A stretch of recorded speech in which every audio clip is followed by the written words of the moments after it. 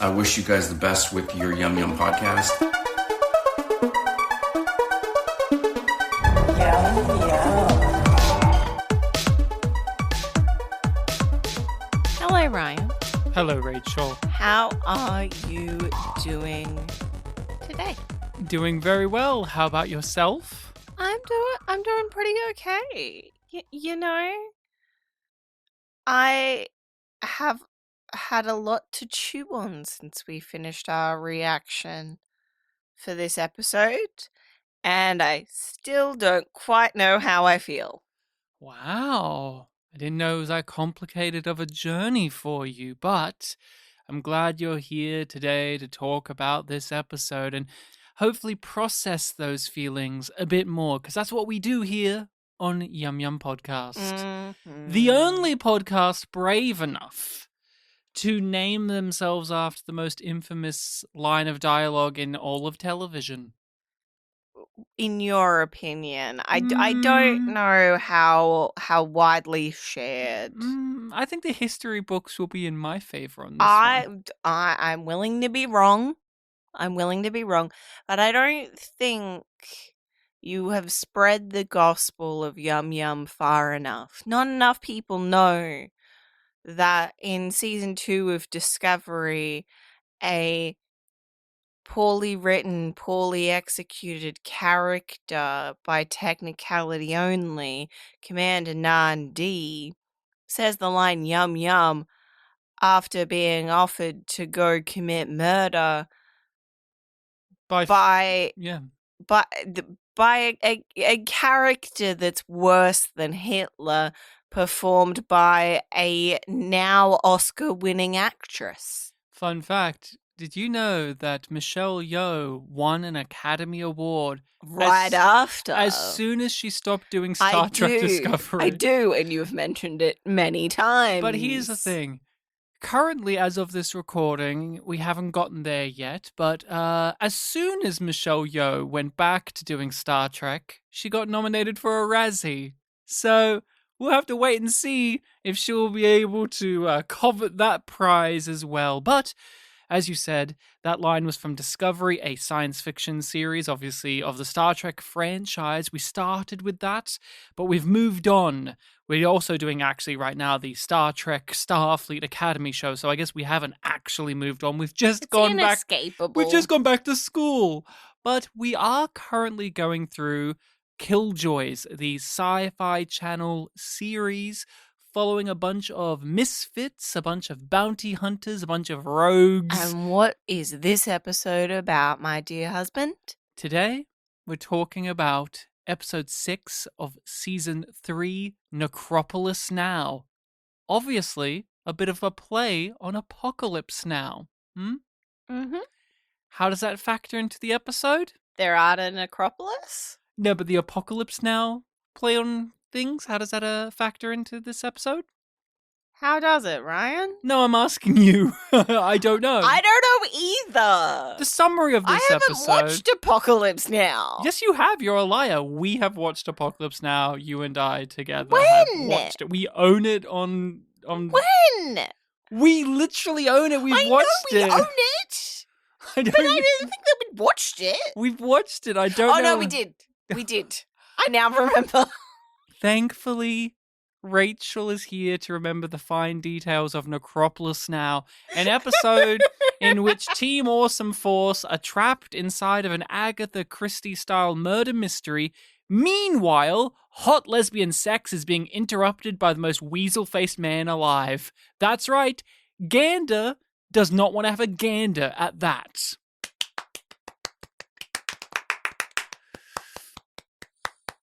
The Yum Yum moment from Star Trek Discovery was not just infamous, but it was also hilarious. And we like to point out the hilarious moments in Killjoys. Something that made us laugh or smile or have a funny show. It's a funny show. And this episode is quite the difficult one to pin down because it's not as funny. Not as funny. No, the line that stood out to me, it makes me happy. It makes me happy, and that is Delsayer saying it's good to be a queen. It's hard not to pick Delsayer lines. I also liked her processing if she's into people watching her. But then and if she bit crosses the line when it's Gander. Yeah, it crosses the line when it's Gander, but then also the bit where the female servant that is a part of this, it's like, oh, do you want to join in? I don't know if I feel comfortable about that, and I don't know if that's crossing line. I'm willing to do it, but my funny moment that I had a good chuckle at was Gander himself. The look on his face of I'm fucked. That actor, Ted Atherton, he is just born to play this face at some point in a narrative. He is the man who's like, oh, I'm fucked. Why he gets cast. I hope it is. I would love to see him play like a warm-hearted, kind character who everything goes right for. No, it wouldn't be right. It doesn't feel right with what we've seen of him. He is a man that is just waiting to be owned. And that made me laugh a lot. Maybe if it's a voice acting role, because he does occasionally do some animation, and we'll touch on that a little bit later. Something we need to touch on right now, though, is Gander, he got hurt, but Anila did not kick him in the balls, which would have been awesome if she kicked him straight in the nuts. No. And that hasn't happened for how long now? 14 episodes. Yeah. Soon we're going to be at the point where it's more episodes of the show than can be handled. We're like almost approaching half the show's worth. Yep. Since someone got kicked in the balls. Because that started off in this series. The first 2 episodes, lots of nut shots. Yep. And they've moved on, but I haven't. But the show has not moved on from using bitch. So how many bitch or bitches or bitchings did we get? Very odd stuff that this series has this quirk in the writing that bitch needs to be put into every script except for 1 and now 2. Because there was no utterance of the word bitch or bitches in this episode. Absolutely bananas. I can't believe it. A nerd equivalent of a word that gets overused? No, they stopped. They said, let's pass this episode off to a new writer and a new director, people who have never been associated with Killjoys before. Let them have a go in the sandbox. And they didn't want to play with the bitches. They didn't want to play with the nut shots. They didn't want to play with those things, so they played with other things which were very fascinating to take in. This episode was very fun because of those differences. Where do you want to start? Do you want to talk about the director, or do you want to talk about the writer first? I want to talk about the writer, because I looked through his stuff and I was like, this is so trashy, it's too trash for me. Wow. And that says a lot, because I know. Have you met Rachel? I know. I was surprised. I was just like, I'm like, this looks like utter trash. Andrew DeAngelis, Rachel's calling you out for being a trash picker. I enjoyed the quality of the writing in this episode. But, like, the projects that he was on, I looked at the posters and went, ew. It is fascinating. So he will go on to write 2 more episodes of the show. There'll be a next season, so 3 in total, but this is his first.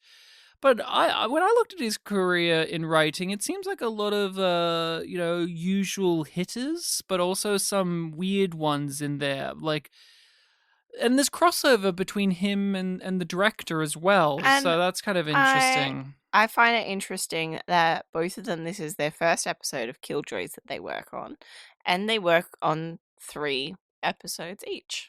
Yeah, that is true. That is something taken. So this writer, a big thing of his was he, what an odd credit. His weird credits for Orphan Black? Yeah.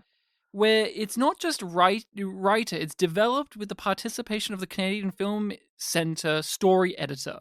That's the full title. It just... I looked at that and I was like, what? I know all of those parts, but I don't know why it's all in one. Could our Canadian listeners please write in? Why has this guy got that credit? Is this a usual credit to get? We are covering a Canadian show. This is not the first Canadian production. This is not the first time we've ever looked at story editors either. And I've never seen that credit in my life. He's one that also crosses different mediums. Like he did an episode on an animated show here and there. He did an episode of a science fiction show. He did episodes of he tends to bounce around. I'm assuming pronouns here, but not a lot of returning to projects. Like there's one or two that it stays with, but a lot of them are relatively fleeting. So one of the crossovers is talking about Ted Atherton before, the actor of Gander. He plays a major character in an animated show called Forget About It. And this writer wrote 3 episodes of that particular series. But he also wrote on things like Little Mosque on the Prairie, which seems intriguing, is the way I'll say it politely. Okay. Maybe I was harsh in my words earlier.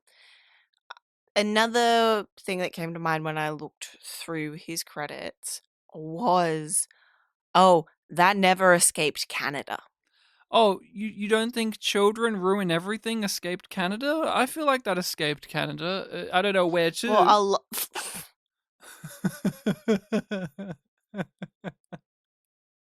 I'm sorry, I didn't mean to throw you with that. Too late! I say a bunch of things that I think will, and they don't. And so sometimes when I say things that I don't think will throw you, and they do, it is a surprise. CTV's new series, Children Ruin Everything, starts Wednesday, January 12th. Then stream anytime. But the peculiar thing is, none of the shows he's worked on seem to be crime shows or murder mysteries. They all seem to be much more comedic or a lot more comedy stuff. It feels, or kids stuff, or maybe the one or two more adult things. A lot of light entertainment. And yet, this episode feels like, they got someone who worked on that, Hudson and Rex show, or one of those people who does crime, does mysteries. I believe the director did Hudson and Rex. Or maybe that was when I was looking at Ted's. No, they've all done Hudson and Rex at some point. But yeah, the writer, anything else you want to say about them other than the slandering of the quality? What about the quality stood out as poor? You get that check. You get that check. You get that check. He seemed from this episode, that's the only thing of theirs that I've seen. So I'm judging on this, but they're solid writer. The director is also very much a worker. He goes out there, he does every show, but this is much more of a familiar pattern of shows that we've seen the crossover with. So Samir Rihem, he worked on this show. He does a few episodes, as we mentioned, but currently he's doing a pretty beloved series on Sci-Fi Channel, Revival. He's doing that, which I think, if I'm not mistaken, was a remake or a redo of an Australian show. I may be wrong on that. Yes, it was a remake of Glitch, the Australian show, which was a very popular show down here. Very popular show. So he's worked on several episodes of Revival. We have not engaged with it. No, Glitch or Revival. Neither have been engaged with, but both have pretty high pedigree in terms of reputation. So I've always been interested in Glitch. I'll say that. Yeah. I've always been like, that sounds interesting. It just passed us by. But this director, he has a back catalogue of work that also rings interesting. We have Degrassi, the Degrassi school New show. generation. Different Degrassis. I just forgot that they kept going. They never stop. Which one did we grow up with? We didn't grow up with the one with what's his name? The rapper. What's his name? Drake? No. We were before. I think we were before. Were we there for the See, Drake era? Here's the problem. The only time that I remember watching Degrassi was when it was put on in PE classes, when it was too hot for us to go outside and play sport, but they didn't have a theory lesson ready for us. So they would chuck on Degrassi. It didn't happen a whole lot, but it happened a couple of times during high school. So I never paid attention to it, so I don't even know if I've watched an episode with Drake in it or not.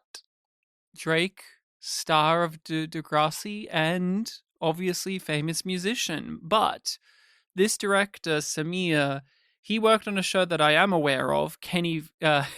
he worked on an interesting little show. I'm sure the Canadians know where I'm going with this. Kenny versus Spenny. Very fun show. He did several episodes of that, and that kind of clicked into gear for me with some of this episode, because this episode had much more, like, it's very stylish, it's very presentable, but there's also kind of this grungy feel to the episode, and I felt that in the direction here. And you look at his catalog of work, and there is a lot more... It got grit. I'm confused by this episode in a weird sort of way, because it is doing a lot of different things while also being straightforward. And it's like some of this works really well, all of it works well together, but I don't know if it ends up being greater than the sum of its parts for me. And I can't tell exactly right now what is holding me back with this episode, because I had such a fun time when I was watching it, which, like, if you want evidence of that, go watch the reaction that's on YouTube. If you want the full thing, that's on Patreon. But I enjoyed Dulcea and Anila. I liked the reveal that this is Anila's prison. I liked the stuff with Johnny and Luella. I liked the stuff with Dutch and Davin. I liked that Alvis came back. I liked the structure of the murder mystery. I liked the sci-fi weapon that is used that wasn't designed to be a weapon. I liked all of the performances. But yet when I think about the episode as a whole, I'm just like, what did I want that I didn't get from this? It's a great question. It's a very memorable episode because it's off the beaten path in terms of the narrative. We've been so laser focused on the big picture narrative, fighting against the enemy, the Hullen, and we aren't escaping that in this, but we also are going somewhere we haven't done before, which is like this little murder mystery, Agatha Christie type thing. And I found that a refreshing change of pace when I first saw it, and I found it to be the exact same this time around as well. So I just really wanted to had know, a good time with this episode. I want to know, knowing that it's Luella for sure from the start, did that change the way that you felt about this episode at all? Yeah, I guess so. I think it's fairly obvious who it is. Because you're not going to, well, I would say you're not going to make Alvis a mass murderer, but wait, Well, no, they stopped him from doing that. So they stopped her from being a mass murderer. She just killed a few people. It's fine. She's not a mass murderer. She just killed a couple. Two? Just two. Just two. So I don't even think that counts as a spree killing, does it? No, but it was an assassination. Yeah, but I know I still like this episode, even if I know where the mystery leads us to. Okay, I found myself... Yeah, go on. I think that a part of why I didn't enjoy it was because I could tell that it was Luella but I wanted it to surprise me, and it didn't. And it was just so straightforward in the motive, but it was interesting in the conversations that resulted in. Like those conversations with her and Johnny, particularly the one at the end where he's making a play for his life, are really fucking good. They're really good, and it's a good callback to where we've been in the past with the show. Like, this is someone from Johnny's not so distant past. Yeah. And did you think you were going to see her again? Did you think that it was going to matter? I wanted it to matter that they got married in Old Town. Like, Porter and Johnny got married. I wanted that to matter. And it does. It comes back in this. They bring it up. But, like, they do and they don't. Like, it matters more that he was in love with Porter, not that they were married. But that is sort of used as evidence of their love. Mm-hmm. Which I appreciate them not ignoring that, because it was a weird thing that it was just like they were under the influence when they got married and they didn't really get to live a life. Yeah. So it makes sense that he doesn't say my wife. But also if he did latch onto that, I feel like it would ring true for me. But that's getting more into things. I think this episode spins a lot of plates and does so fairly well. So where do you want to start? Well, this series has now had an A plot and a B plot be throughout it. So we have our main A plot on the Necropolis, but I think it's better to go with the B plot of what's happening with Anila and Dulcea. One good turn deserves another. And it's your turn, yes, I'm counting. No. I need to go to my lab. The sample Val Squad collected from Jacoby is making me rethink my Red 17 experiments. I'm close to something big. At the end of last episode, they kissed. And it was very passionate kissing, and not just kissing, making out. Making out that led to sex, evidently. Something you could assume, and then this episode picks straight up from there, and they're like, no, they've had a lot of sex. It's been a lot of sex, a lot of fucking, and I just want to say that I congratulate, commend, applaud, give all of the accolades possible to Killjoys for fucking committing to it. They're like, hey, they made out. You know what? Why would they leave it there? Yeah, they had sex. Yep. They had lots of sex. And Anila is great. That was my potential funny moment of the episode. Was Hullen sex, is it better than normal sex? No, it's me. Fucking wild, but I adore it. But love it.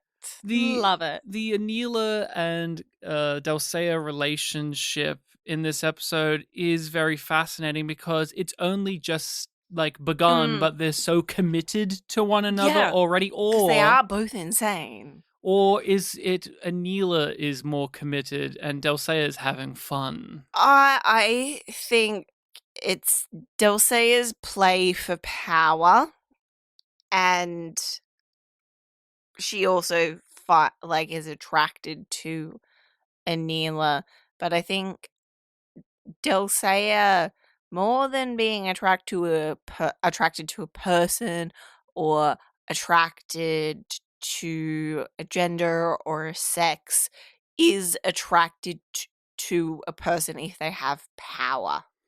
And Anila exudes that. So it makes sense that would get Dulcea all slicked up. What a way to say that. That's what Rachel understands of lesbians. You get all slicked up. I wanted to see if I could make you physically cringe with the way that I described it. No, it just made me want to grab out a little pride flag and give it to you because you know the lingo. No, No. I think you know what all of the letters stand for. So, what if there's an S in there, it stands for slick. But look, here's the thing that I really appreciated about this episode is the Anila and Dulcea part of it.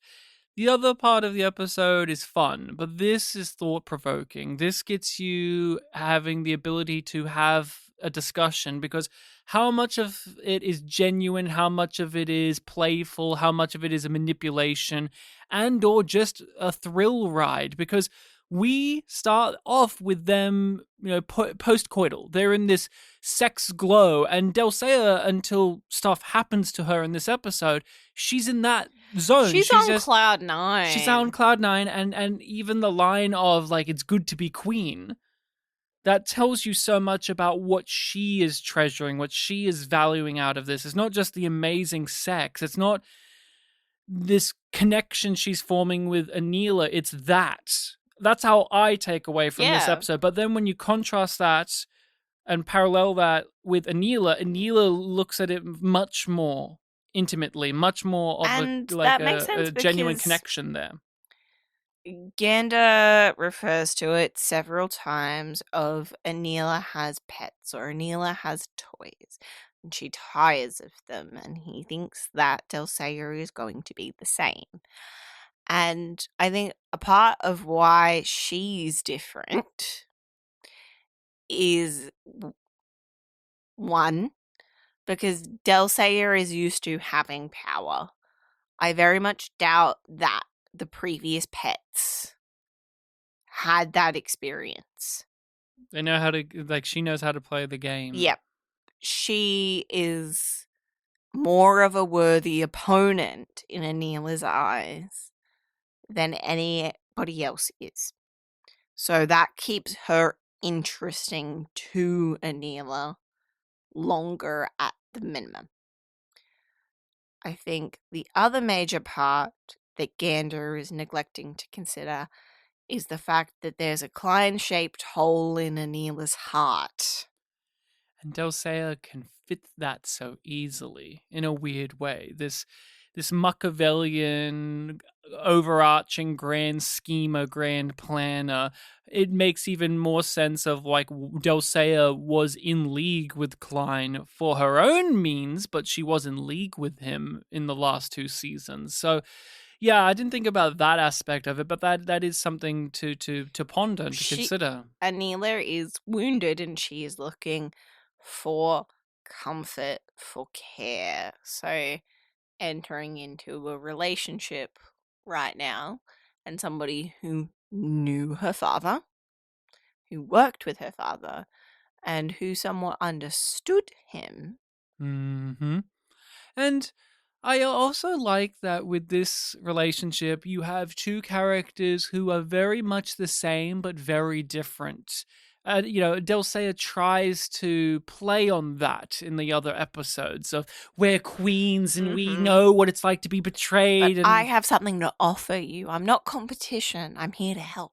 But they're both amoral. They're both, people who are willing to do anything and everything to get what they want. They're different people, but they definitely understand each other and agree with each other. But then there's the things that do differentiate them. Obviously, the sense of humanity, the understanding of what they are and who they are. But I think one of the things that was very prevalent in this episode is Dulcea desires power. Anila believes she has it, so she doesn't need to desire power. She desires connection. That's what Dulcea doesn't desire. Yeah. Like, Dulcea is not all about, like, oh, I'm lonely and I need Anila. She's like, I need power, and Anila can provide that for me. Yeah. While Anila is still a child that's been left alone. Yeah, but then there's the fact that it's all about connection, and she desires that so much, and Gander points out, and we are demonstrated yet again, that she has this deep connection to the green, which is fundamentally a connection to other people. through this sci-fi thing, but being able to engage with this thing that is outside of herself and connect to other people through it. It's an interesting expression of that character's needs, that character's wants, that character's desires. She's so desperate for connection, yet she has this connection that nobody else does. One of the things that I wanted to ask and just think about is, we both, when watching the episode and even talking about it now, we buy into it. Like, we're locked in. We're for it. We're interested in it. But really, this has been a thing for an episode, and then it's taken away at the end of an episode, like actually happening. Yeah. Like it's been bubbling away, and after the way that Dulcea bubbled away with Dutch, there's so much satisfaction in it being followed through on. So I think that helps with the buy-in for me. Also, their chemistry is amazing, and it's just so fun to watch. They're both aware that the other person is like a villainous character, and they're like, awesome. I love that about you. Now let's fuck some more. No, I've got to do my evil science. Oh, all right. I'll allow you to do evil science, but please come back so we can fuck more. Then you go off do evil science, and I just sit back and go, yeah, it's good to have evil power. This is the relationship that we get in this episode. And you're smiling, I'm smiling, because why not? Why not have this? Not enough shows just do this. Usually the villains, either working together. Usually if they are in a relationship, it's usually male, female, or whatever it is. But like I guys said, the evil lesbians, let them go. Let them go. Let them have the time. Let them have it. Let the evil rights. Yeah, women's wrongs. Let them have it. Well, this is interesting. Not entirely unexpected, if I'm being honest, but interesting. Full disclosure, I do feel a touch weird about it. We enter the green. Dulcea's been taken. Anila doesn't know what to do. She thinks she's alone on the ship, so she enters her pool of green, and we get all of this interesting, super detailed, but also very surreal imagery and audio mixing and they love going to hairstyles. A beach when they do that shit, don't they, in TV? Oh, of course. Hey, at least it wasn't a quarry. And true. She enters this weird space, and she's now blonde, which is just like that's an image that just feels. It's just there. It's like everything's inverted there. She's blonde. Reveal Klein's in there, and he's got black hair, and you're like, oh, all right. Sky's green. Sky is green. The water is like this sickly green as well. Like it's the dialogue when they talk. It doesn't sync up, and eventually it does, and it's echoey and reverby. Like, it was really great. This was probably my favorite sequence that we've had in the show. Like, this is one that I would happily watch again in isolation and be like, man, this is kind of like the awesome things that you can do with sci-fi and fantasy genre. You can play around with the format of how you make a show and just go bizarre, go gonzo with it, because the genre allows that. You don't, as an audience, question it too much. You just say, this is a part and parcel of the genre. But we're 3 seasons in, and Killjoys has had some surreal moments, but none like this. This is like a crowning jewel of the show, was just how all of this was done. I feel like I don't have much to add, because you have very adequately praised the decisions.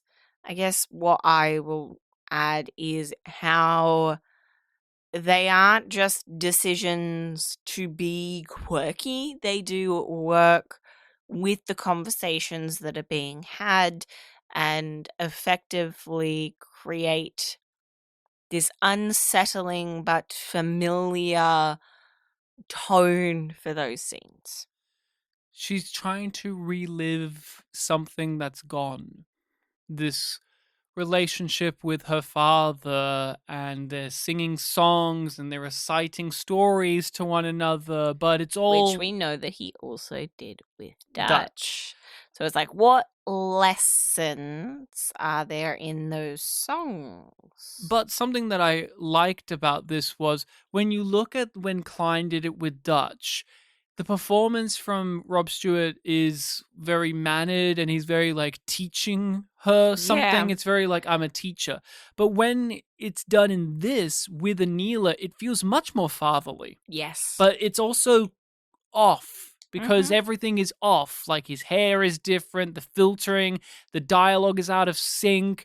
But you just know sooner rather than later you realize, oh, that's not actually Klein. This is someone else. You can figure out who it is, but you figure out like, oh, this isn't him. Yeah, you do. And the fact that she's so sure that it's him made me go, well, no, it's not. I know he's dead. I accepted his death. But she hasn't fully accepted it. No. She's still processing the death.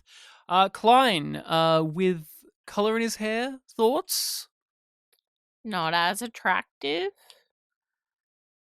Didn't really. I didn't like it. I was like, nope, that's wrong. What about how did John-Kamen as a blonde? Also wrong. Too wiggy looking as well. I mean, how else could you do it? They're not going to dye her hair blonde. No. Like I felt like all the blonde the front worked. What part felt really wiggy was how heavy the braid looked. Yeah, you know why? Because her real hair was in there, sitting in there too, probably. All the good blonde wigs were taken. And you know by who? By Wiggy? In Star Trek Discovery? By Lieutenant Nilsson from Star Trek Discovery in Season 4, where they chucked a sweaty wig on her head. You know, that's actually the answer. I was going to say Game of Thrones. I was going to say Game of Thrones took all the good blonde wigs in the world, but maybe it was, in fact, Star Trek Discovery with Lieutenant Nilsson's sweaty wig. It was better than that wig. It was better than that wig. It was, but any chance to mention Wiggy. But in all fairness, no matter what they do, you can't throw Hannah John-Kamen into any blonde wig and it look real because it's so off. Yeah. But they do, like with the actor of Klein, they clearly put some, color in his hair and it looked off. You're like, no, that's not right. He's supposed to be a white-haired guy. I have looked at Rob Stewart in his career. I went back to some of his previous roles. I wanted to see if I've seen him in something. I wanted to know what he looked like younger. He had like long hair. He had like a ponytail. And he had color in his hair. He was like a brown hair guy. And you didn't show me pictures, so I don't know if I believe you. He looks wrong. The long hair, fine. But he looks wrong with color in his hair. He is a person that you could just say, like with Steve Martin, oh, they were always supposed to be a silver-haired person.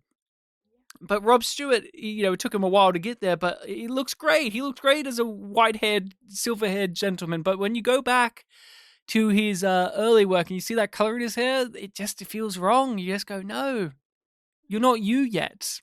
Yeah, like I kind of feel similar when I see younger photos of Betty White. You're not you yet. You're supposed to be old. Yeah. You're not supposed to be hot.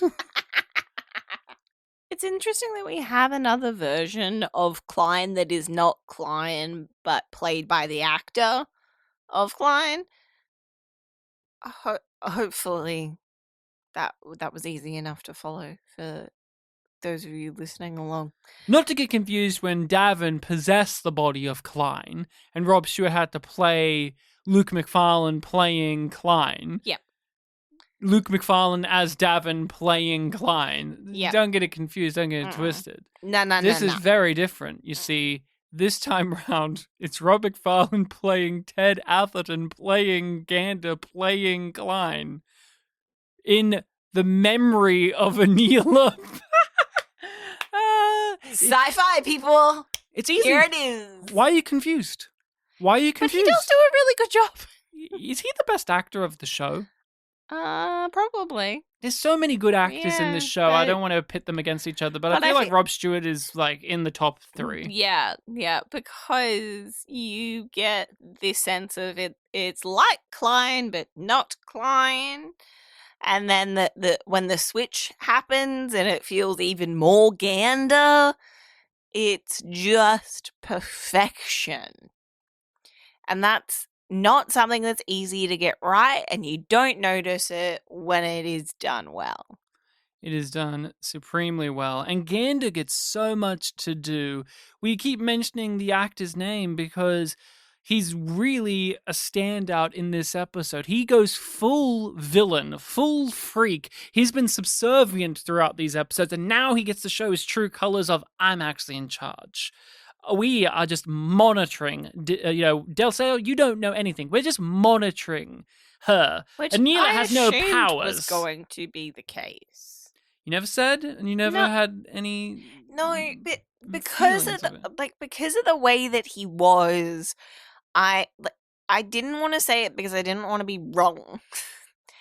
It was just one of those things where I was just like, he's so arrogant that I was like, it's either going to be a coup or all along.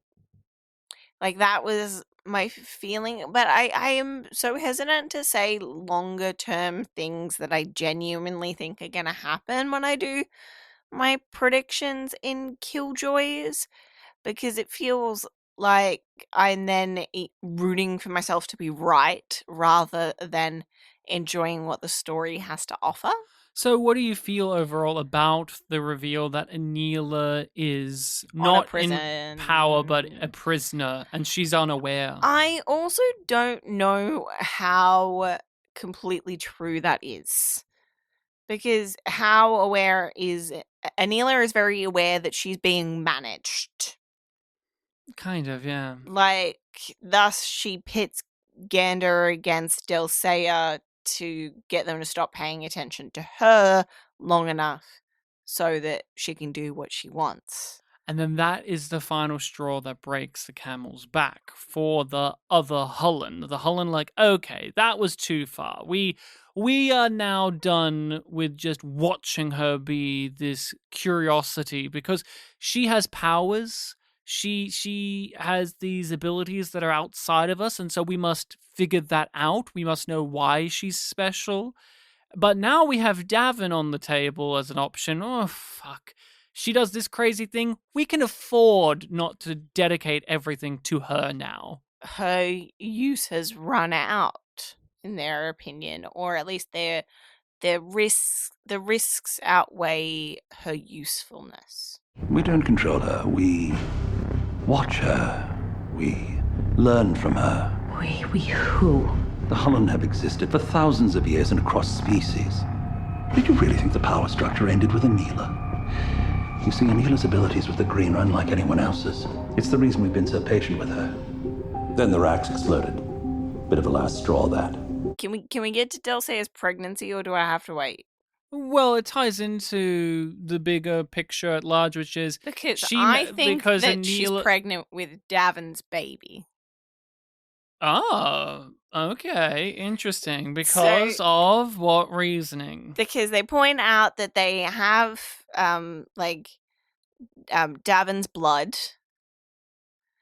and I think that they want to raise a Hullen that has the powers so that it can be controlled. Yeah. That's where my mind is at with what's going on with that pregnancy. And why use Delsea? Why not use one of their own that's more trustworthy? Maybe because she's more recently turned, and also because she pissed Gander the fuck off. I mean, And yeah. I think he is a petty little bitch. He's a petty bitch. Yeah, the big breakthrough that Anila has is like she uses Davin's DNA and it makes the green react in a strange way. It starts like to become like a moss-like substance. Me pushing myself to share my inner thoughts. Will Rachel be right? Your jaw hit the floor when, okay, Delsea has been taken. Anila loses her shit and goes full carry on everyone. She starts fucking everyone up with her powers. It's like, but nobody then, can tell you the answers if you kill everybody, But that's but what also she you're fucking does. insane. Yeah, So I get it, but when- also, come on. Yeah, when she gets mad, she stabs people for fun. But then when we revealed that Dulce has been taken and she's in like this weird sci-fi whatever enclave, she's a part of the Borg now. Seven of Nine is sleeping in the one next to her, you know, that type of aesthetic, and she's got like glowy tubes in her head. That she's like fully pregnant, like 9 months pregnant. I don't know how, but like heavily pregnant. Yes. Your jaw hit the floor. You're like, what the fuck is Yes. going on? And then you shared something, and I was like, oh, okay, so they're just working that in. Because the actress was pregnant. She's been pregnant the whole season. It's very obvious once you know that, but you never notice. You never said anything. You never picked up No, on it. I felt like it was weird that we weren't seeing it, but I was just like, They put her in baggy clothes. Like, it was just like, okay, that's her Holland a shift. clothes. Yeah. It didn't stand out. Like, I noticed choices, but I didn't piece it together. They really needed to have her carry huge handbags and stand behind a plant and you know, like always be standing behind something. Yeah, they needed to do that bit in The Nanny where, you know, Miss Babcock points out in Seinfeld when Elaine was clearly pregnant, and then she herself, the actress, is clearly pregnant, mocking the fact that the actress in Seinfeld was clearly pregnant and doing all of... She needs to wear big suit jackets, you know, the big blazers that they did in the 90s to hide pregnant women. Oh, why do that when she can wear a cloak?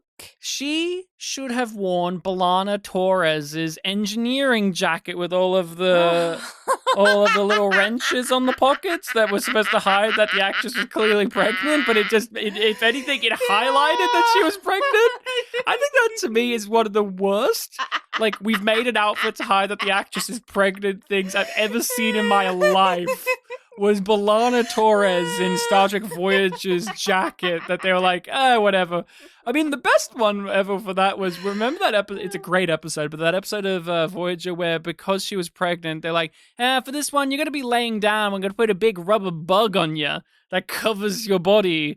And then the doctor's going to have like an ethical dilemma about like, do we use Nazi science to get rid of this bug? But that's how they hide that actress's pregnancy. It's just like, we put a big bug on your belly. They didn't do that in Killjoys. They said, let's make this a part of the story. Let's get involved in this. Let's embrace this. You know, this is the nature of the beast of production. And in a better way than Farscape did. Oh, yeah, that was... But it's actually very similar, though, isn't it? Where it's like, the villainess has, like, the actress of the villainess has become pregnant, and now they're going to have the hugest pregnant belly, and we're going to do some weird sci-fi plot with it. Like, it's actually very much like Peacekeeper Wars in that way. Although Dulce isn't awake, so she isn't, like, constantly stroking it like an evil villain. That was the best part of Peacekeeper Wars, was that actress with her actual pregnant belly just constantly stroking it and like sensually touching it as she's evil. That's... Look, if you're an actress and you have that going on in real life and you have to still play the role, do that. That's an acting choice that I still say, bravo. That character... stand behind. That character sucked, but that acting choice was absolutely superb. Let's go over to the love in the room. Something happens at the beginning of this episode. And Davin is a grown-up about it. I love that growth for him. But I suppose we should start with what happens. Whoopsie. Got ahead of myself. At the start of this episode, Dutch goes to see Davin. And they have a really nice conversation about how she's having doubts, she can't have doubts. And then she kisses him. He says, like, well, like, no. And then Johnny walks in and does have a great line that we really should have mentioned in the Yum Yum moment, which is something that it would have been less awkward if I'd walked in on you guys having sex. Yeah, that was a sublime line, and Aaron Ashmore delivers it with ease. But one of the things that was so just astounding about the kiss moment was it reminded you that that's right, we haven't actually engaged with Dutch and it's Davin just been on the romantically shelf. for over a season now. Like, we're halfway through this season, and they stopped playing with that really at the beginning of the last season. They had the love, Davin and Alvis having a pissing contest, but not really Davin and Dutch getting romantic. We haven't seen that since, honestly, the end of season 1. Yeah. And did you miss this part of the show? Did you miss the romantic tension? No, the will I they, didn't won't they? miss it, but I'm happy to see it again. Because I feel like they very deliberately put it on the shelf. And now they're bringing it back off and they're playing with it again. And I prefer that than the hamster wheel version of will they, won't they.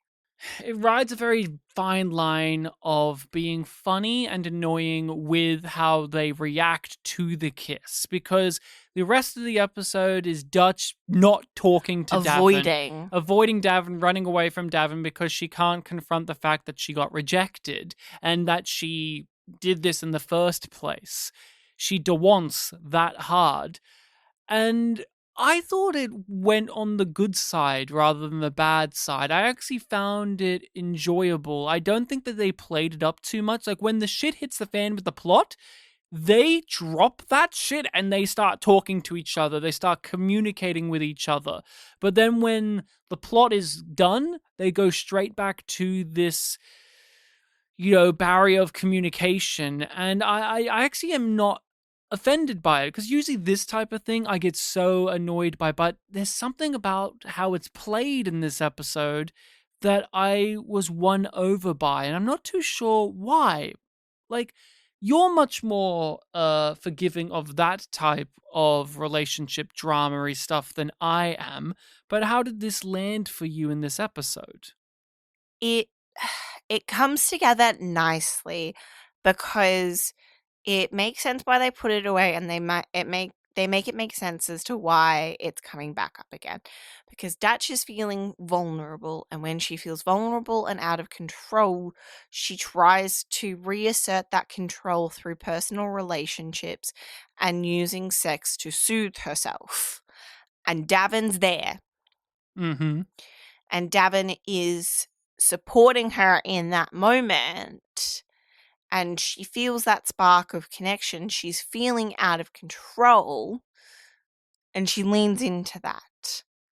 And it doesn't work out for her in that moment because Davin has grown beyond doing that. It's bigger than the two of them. Can we talk about this morning like normal human adults? Okay. Like pretend human adults? Then, we do have our plot of the week. They're going to the title, the Necropolis.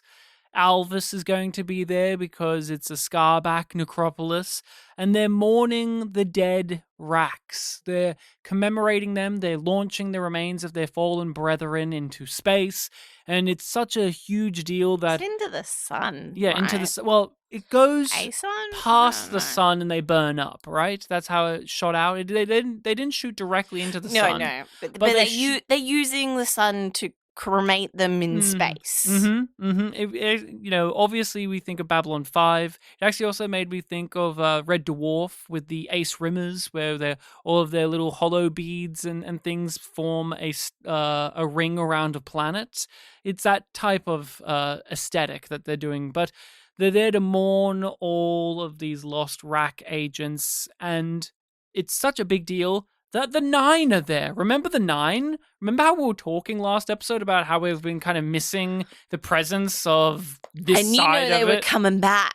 Because you remembered this episode. Yeah, but I don't want that to negate how we felt in the last episode. Like, the 9 do return here, and it is They're about fucking them. cowards. They're weasels, and I loved it. I loved how punchable the leader of the 9's face was this whole episode. And when he's having that conversation with Dutch in the bar at the end, I was like, is she finally going to get to do it? She's not going to do it, is she? But she wants to, and I want to do. So the Necropolis, Alvis is back, as we say, and we do this, and it's an excuse to get all of these characters together. We go into an elevator. We're going to confine them. Hey, Luella, Potter's sister. She's one of the 9, so she's here. There's a bit of a reconnection and rocky roads between her and Johnny. We have all of this wonderful... Turin runs away from this plot because he might have to be competent. Yeah, he runs away because that would be meaning he's in the story. But what are your takeaways with the A plot of this episode, with the 9 and the elevator they're stuck on and the Necropolis? Like a sort of an AII plot, because we have the stuff that's in the elevator and the stuff that's going on with Dutch and Davin in the background of that, with the murder investigation that they have to do, even with their romantic tension. And then we have the Johnny and Luella stuff, because it does cut between those two things. They're two strands of the same plot. I appreciated the way that they handled the reunification of those two characters, and the way that Luella fubs him off to begin with, and the conversations that they have, and then the way that those conversations evolve as they're having them, but also how you feel differently about them as the episode continues to go on. Because it's like, she is really pissed, but she does weirdly try and say, like, oh no, Johnny, I get it. And then she goes back, but then it's like, how much of that is Luella doing a performance to try and stop Johnny from figuring it out? Yeah, there's a lot of fun to be had with any type of little mystery thing, and even with the little setup and preamble stuff, when you think back on it, what they're doing as a writing team to give us all of the pieces. They emphasize Luella's prosthetic hand, for instance, something that was a major event for her last time we saw her, and then when we see her, it's now a pain for her, and then we reveal it's actually the device that she's hiding a certain thing inside of. Like, it's multi-layered in that way. And the 9 in particular, I'm happy that they're back. I'm happy that we're engaging with them. And there's even a little mystery about, like, they're trying to seek basically salvation. They're trying to seek some form of atonement and buy it, and they're being refused it by the Scarback monks. And what is that all about? And you could quickly gather, if you pay attention to this show, they're gonna fuck off. They're gonna fuck off, aren't they? They're gonna run away. They're gonna shirk the responsibility onto anyone else but themselves. Especially because at near the start of the ceremony, the lead guy is just like, and we will always protect the quad. It's like, oh boy, I don't believe you. But when you hear it the first time, you're just like, I don't believe you because, I've seen that to not be true. You protect yourselves. And then when you have the added information of knowing that they're trying to run away, it adds another layer to that. The 9, I find, and just the company in general, to be very, engaging antagonistic forces because they are recognizable to us in the everyday world. And the Hullen, they are an interesting sci-fi concept, and that is the divide here. And this episode, thankfully, brings us back to those familiar trappings we've been so accustomed to, but we have started to stray away from. It takes her back to a simpler time. A simpler, but now looking into it, a sadder experience. Like, even the 9 are unable to deal with this situation, so they're going to leave. When you consider last season, they were so powerful, and the company was so powerful that they were the threat of the whole season. They control the whole fucking moon. They control everything. They'd put up a big wall, and they put their torture guy in charge, and then they said, okay, we've got everything. And then once things they didn't falter... manage to get a hold of the entirety of Westerly. Well, they were trying to. Mainly just Old Town. I just want to... Oh, yes. But, Rachel, here's the thing. The murder mystery starts to happen, and it's okay. It's fine, they're dropping dead mysteriously. Alvis is suspect number 1 because he is a monk. They have beef with the monks have beef with them. Alvis was the leader of resistance. He also has fucking knives, and it looks like someone got stabbed to death. That was not brought up immediately. That had to be, they bothered to weaseled search out of him. Anybody else before they asked for his finger knife? Yeah, they actually did look through other people, and then they're like, but what about the monk? And he's like, I'm a monk. And it's like, yeah, but you're a monk who carries knives. We know that you at least have one. It's part of your religious garb. Mm-hmm. I think it's just, man, it's just such a weird aspect of the episode because Alvis should be a bigger voice in this one, but he is still in the sidelines of the episode, I feel. And I don't want it to come across like I don't like this character, and so I'm going to pick on him in every episode he's in. I want to like the character. better for him. I want better for him, and I do want him to have more of a presence, but I do think that this is the weakness of this particular episode and this particular plot, is they do shine a light on him, but in a way where he's still not very active in the story. And it is frustrating because it's like, well, what does Alvis have to offer? Because he understands the 9 in a way that other people wouldn't. Mm-hmm. And that could give potential insights, but instead they turn to Johnny to speak to Luella off screen and then report back that it's just, well, it could be anybody, which we knew beforehand. But it also makes sense that Luella wouldn't be forthcoming with insightful information. When you're writing a mystery script, you need to have those things that obfuscate the obvious truth. And I know you said earlier that you wanted it to be something a little bit more than just it's Luella out for revenge, but I actually like that it's as simple as that, because for her it is only that. And Johnny's trying to put more meaning into it, and she's like, no, I want to kill them. And he's just like, this will be murder. And she goes, yeah, but it will be like they deserve it. And he has to try and reason with her, and he has to try and spin it into something. And in so doing, he's basically talking about himself and how he has already killed or tried to kill one of the 9, and it didn't bring him any happiness. No, it didn't. It didn't stop his grief. And I really liked the line that he has about how it's tainted his memories of Porter now. I appreciate that and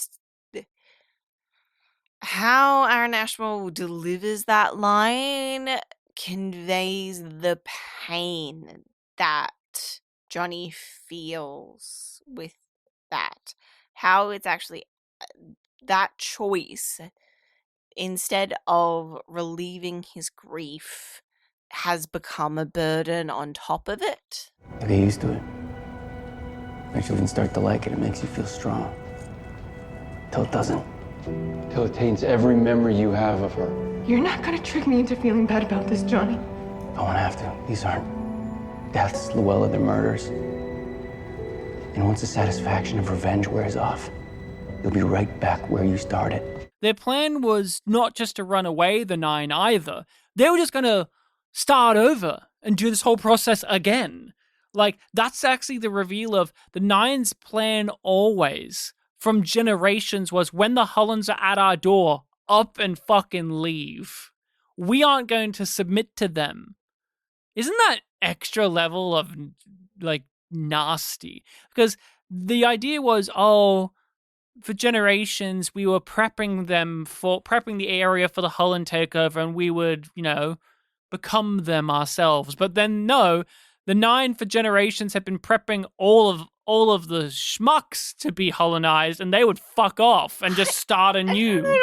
I didn't know how much of it was always the plan. Or how much of it was a pivot once the wall went down. Yep. Well, it seems like Dulcea wanted to be a Hullen. I think that's the difference. Mm-hmm. Like, when you look at it from what Dulcea was trying to do and what they're trying to do, it does feel very different. Like, Dulcea wants to be immortal. She wants to be this weird godlike alien creature. And they're like, fuck that. Fuck that. Hence, at the end, they're going to help fund the war because they will come for you eventually. And they can't help but admit that's the truth. Yeah. And if not them, Dutch will come for us and fucking kill us. It's like, okay, well, Dutch is now the immediate threat, so I guess we're staying. I guess we're staying. And even if they don't stay, their money's staying. The other plot strand of the episode was the teasing of what was in the remnant. We are led to believe that as part of Anila's brain, we get confirmation that it is memories, part of somebody's like brain storing memories. And neocortex. Mm-hmm. And then Gander is interrogating Anila about the missing memories. And then that's what gives away that it's Gander and not actually Klein, because Klein actually knows. Because he fucking did it. Mm-hmm. So we're like, okay, something really important is in those memories. Mm-hmm. And I'm like, is that somehow a reason why Anila is more insane? Because there's like, being Hullen, that part of her brain would have regrown, but just not storing the memories that were originally in it, right?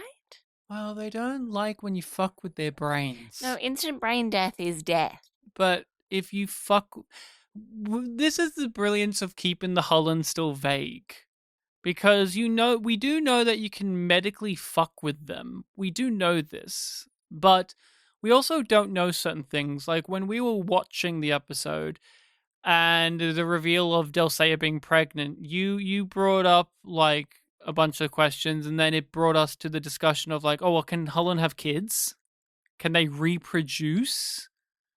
Or because they're immortal beings, there's no real point to it? And then they reproduce by infection. Exactly. So, like, why would they need a child? But it's like they piggyback off the biology of the species that they are infesting. Mm-hmm. So it's just like humans reproduce the way that we do because we're mammals. So why would they not use that to their advantage as well? Exactly. They aren't the pluribus alien things. Well, we can't say that for sure. We don't know. They aren't like the pluribus ones where it's like we can't pick fruit. Exactly. But anything else you want to say about this episode? Or are you happy to rate and review it entirely? What would you give it on our rating system of Yum being bad and Yum Yum being good? You are very unsure. I do. So I want to know your feelings. Again, it's an episode where it's not greater than the sum of its parts for me. And I want to love it because there are so many good things, and I'm still not sure what exactly holds me back from just giving it an enthusiastic Yum Yum, But it's definitely a Yum Yum. Like, this is a great episode of television, but I wish I loved it. Yum yum. I give this episode a yum yum. Yum yum. I liked it. I had a few quibbles with it, but overall I found it an enjoyable time. I think this is a very memorable episode. I think it does a lot of reveals that are good, but it also is setting up pieces clearly as well. We get answers, but in turn we get more questions. Do you want to know the name of the next episode? I sure do. I didn't spoil myself on this one accidentally. Yeah, you didn't get Necropolis right for this one, so I guess Yeah, because I saw it and I was like, nope, I'm not reading that.